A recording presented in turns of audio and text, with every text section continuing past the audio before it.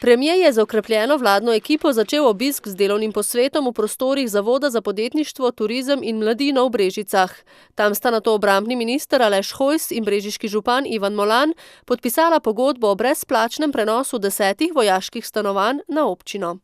Namenili jih bomo predvsem za socialne in pa neprofitna stanovanja, kajti dejansko poročnikov v Brežicah je ogromno, približno okoli 40 jih je v tem trenutku na čakalni listi. Jaz, koliko imam informacij, jih je še kar nekaj prostih in jaz samo upam, da v prihodnjih letih bomo možnost dobili še kakšna dodatna stanovanja.